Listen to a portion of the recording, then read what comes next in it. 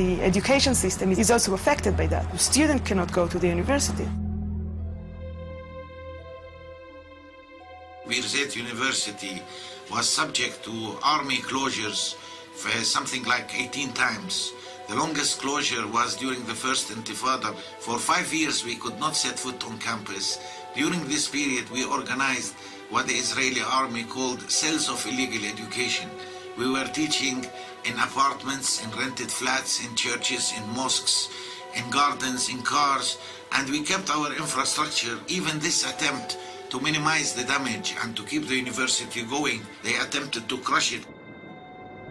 I went to college in the States and I found it very differently. Your biggest worry about in the States is if I'm going to pass my class, or oh, I hope I have a lot of friends. Over here it's totally different. You have to worry, oh my God, would I be able to get to school? Is there going to be a checkpoint? Is there going to be a demonstration? Am I going to get shot at? Is there going to be tear gas? So it's like completely different. Here it's just like you don't know if you're gonna live or you're gonna die, you know? You're going to school as if you're going to fight a war. You don't find a tank in the middle of the road on your way to college. And just the other day there were 2 tanks and an army jeep, and they're standing there checking your passport and your student visa and all this stuff, and it's just like, we want to get to school, we want an education. We're humans and we have a right to our education. In places like the United States, people cannot understand what's going on because simply the experience is beyond their frame of reference. I can't study at night because my bedroom light is going to be open and it's across the street from their settlement. They shot at me. I was reading my biology book. I was studying for my midterm, and my mom and dad are like, no, get out of the room because they started shooting. I was like, no, Mom, I want to get an A in the class. Let me study. So I'm sitting there, and all of a sudden you hear something on my bedroom window. I was just like, okay, maybe I should go downstairs. I couldn't study for my test. It's like, I tell my American friends, I was like, do you understand what I'm going through? The amazing thing is not that you have cases of suicidal students. The amazing thing is the bulk of them, they try to carry on in the middle of this mess as if life is normal, as if they want to celebrate their graduation and they want to build their life and they want to carry on. That's the other part of the coin. The root problem here is occupation. Everything else emanates from there.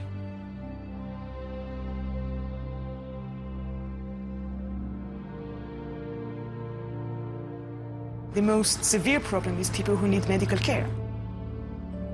We've documented numerous cases where people have died. In fact, I believe that one of the last cases we documented was a woman who was in labor, who was not allowed to get to the hospital, and she and the baby both died.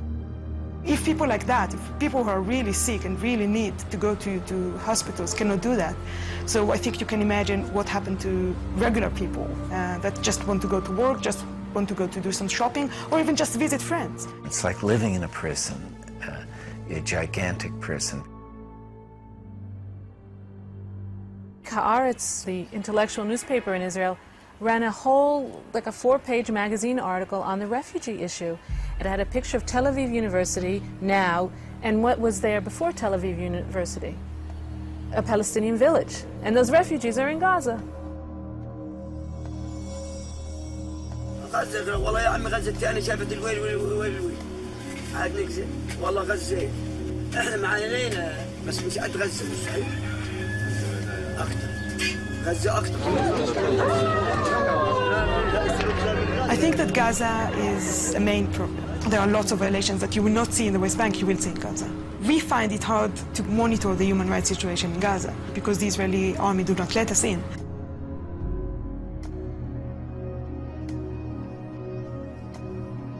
Palestinians in Gaza had been under Israeli military control for over 38 years, where 1.3 million Palestinians were crowded together to make room for 8,000 Israeli settlers.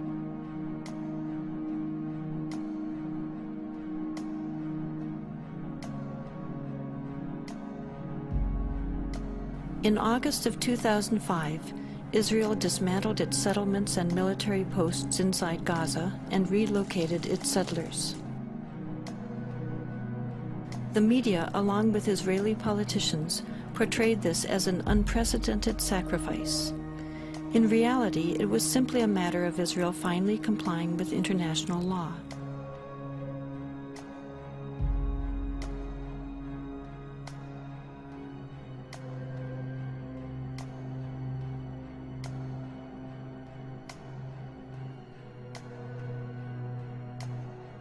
Although Israel's presence inside Gaza is no longer visible, Israel will still retain ultimate control over Gaza's borders, coastal waters, and airspace, creating a virtual prison. Refugee camps, even if there was no conflict with Israel, are just humanly horrible. They're so overcrowded.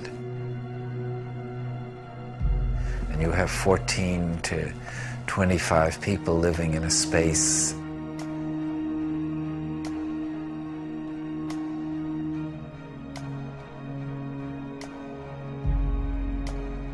There's no place for children to be there. No streets, there are little alleys, no trees, nothing.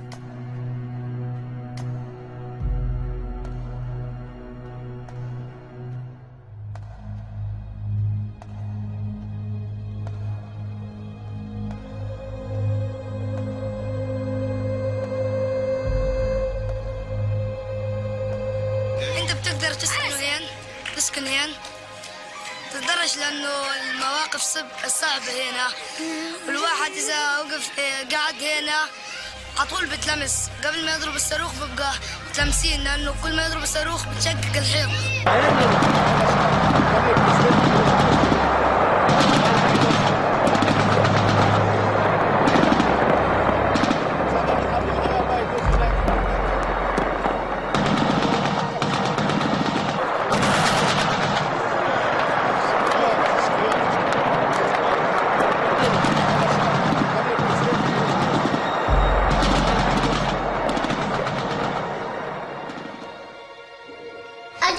قذيفة من فوق دخلت على الشباك بعدين كسرت كل الشبابيك والدار انحرقت. ليش هم كسروا غراب كسروا لعبة لسه في كتير غراب ساحوا كله رميناه على الزبالة والأواعي رميناها على الزبالة بنشحت من دور الناس أواعي للباس وحتى الأكل اللي بناكل فيه ريحته غاز ومش راضيين نصيب أواعينا وهينا لابسين غاز. لو تشموهم أواعينا خلي اليهود يجوا ويشموا أواعينا ويشوفوا دارنا. كل ما نيجي نتحمم في الدار نيجي نعمل نيجي بنشوف الريحة كلها كتلاتنا كتل. هاي الأواعي شوف ها ما لمناهم مش غير شم غاز. ايش بدي اسوي؟ حتى نظارتي اللي ابويا جاب لي اياها ما فرحتش عليها.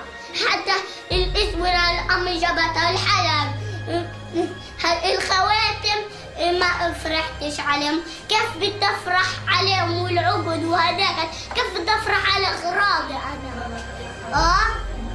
نفرح على اغراضنا بايش؟ يعني اطفالنا مش عارفه تعيش ولا احنا عارفين نعيش. يعني عيشة ايش بدي اقول لك كلها خوف ورعب. عايشين في الخوف والرعب.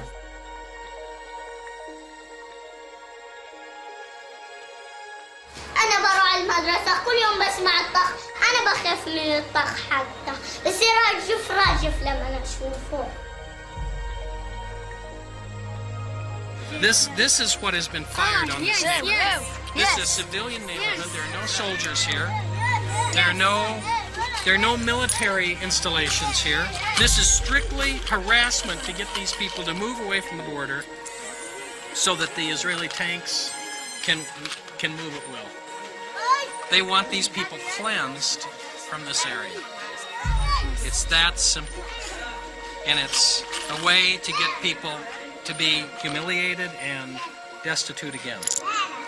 In Gaza, you can see also the extent of house demolitions, much more extensive than in the West Bank. Whole neighborhoods have been demolished. Hundreds of people do not have any houses anymore because they are next to settlements or next to the border, which is, of course, a clear violation of humanitarian law. People have no chance to get their personal items out. They have no chance to call for help, and this is far away from most media outlets. You are amongst the very few journalists who have even seen this. Amongst the very few journalists who have even seen this. European or American journalists who have even been here because people are afraid to come or it's too hard to come. And one of the things we were